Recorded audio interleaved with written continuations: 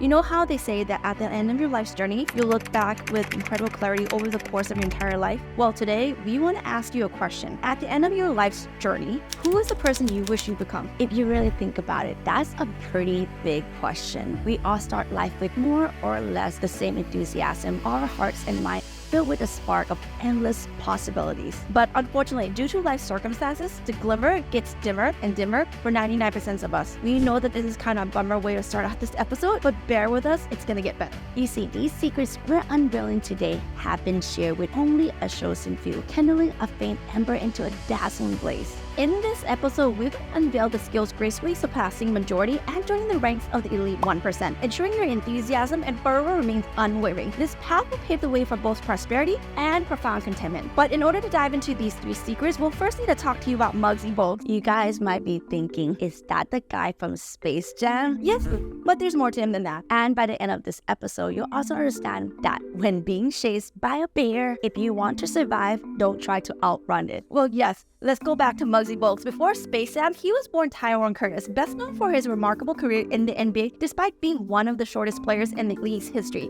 You see, like many young basketball enthusiasts, Mugsy Buls, he grew up with big dreams of making it into the NBA. He shared the same passion and eagerness as his peers and could already picture himself on the grand court of professional basketball. But as time marched on, his physical stature failed to match up with his lofty aspirations, making him stand out next to his taller contemporaries, who often stood a full 1 to 2 feet above him. You may think, poor Mugsy. But you know what, guys? Mugsy didn't accept defeat that easily. Look, it would have been very easy for him to give up on his dreams. Physical stature is one of those things that you really can't change, but he didn't let that setback overshadow his dreams. Defying all the odds and standing at 5 feet 3 inches, he carved out an exceptional 14 years NBA career, becoming an iconic figure for the Charlotte Hornets. Palm, I think we have hopes to play some hoops. All right, so let's go get our sneakers then. So we love that he didn't let his stature dampen his aspirations or dreams. Instead, Mugsy, who couldn't rely on his physical attributes to excel, concentrated on playing with greater intelligence, ultimately elevating himself to the top 1%, the pinnacle of success. You know, just like Mugsy, a lot of us are bursting with dreams, goals, and a full tank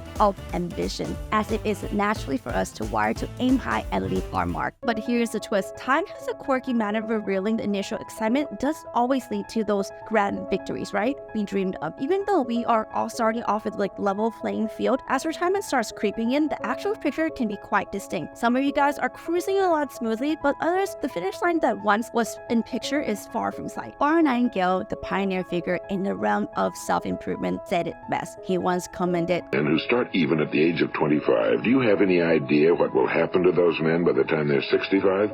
These 100 men who all start even at the age of 25 believe they're going to be successful. If you ask any one of these men if he wanted to be a success, he'd tell you he did. And you'd notice that he was eager toward life, that there was a certain sparkle to his eye, an erectness to his carriage, and life seemed like a pretty interesting adventure to him.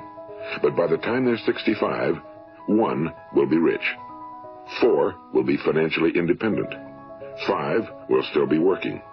54 will be broke." Now think a moment. Out of the 100, only 5 make the grade. Now why do so many fail? What has happened to the sparkle that was there when they were 25? What's become of the dreams, the hopes, the plans? And why is there such a large disparity between what these men intended to do and what they actually accomplished? Well, if you slow down and think about that statement and what it means, it's definitely a pretty hard gut check, but just recognizing this isn't enough. Our next step involves in unlocking the hidden key that can empower us to establish a path that steers clear of the stagnant water of mediocrity. Because none of us want to be mediocre, right? So how can we push ourselves forward? Let's explore the age-old tale that Hans Christensen wrote, The Emperor's New Clothes, for some insights. In this story, there lives an emperor with a deep passion for exquisite attire. We get it. That man liked his Gucci and his Chanel. So he basically spends his taxpayer money on the most exquisite and stunning attire until the day that 2 tricksters came into town. This is where the story gets really good. You see, these 2 guys were so good, they managed to convince the emperor that their ability to craft fabric was so delicate and so refined that basically no one can see it if they are lowly or have imperceptive ability to grasp the magnificence. So this trickster decide to play a little prank on the emperor. They make a big show dressing in the clothes that aren't really there, all in preparation for this super fancy parade. Believe it or not, the emperor actually parading around down in just his underwear. Here's the best part. The townspeople, instead of calling it out, start praising these invisible clothes. They don't want to seem silly or out of touch, you know? Yeah, but there was this one kid in the crowd who didn't buy the whole act at all. They boldly shouted, "Hey there, we got nothing on." That's when the whispers started, and slowly but surely, everyone began to admit the obvious. The emperor was definitely in his birthday suit. The emperor, even though he knew he's been busted, he decided to keep his chin up and finish that parade. Pride can be funny things, can it? You know, this famous kid story really show us how often we all get caught up in doing what everyone else does, even if it's totally off track. Yeah, Nightingale once said the opposite of courage is not cowardice, it's conformity.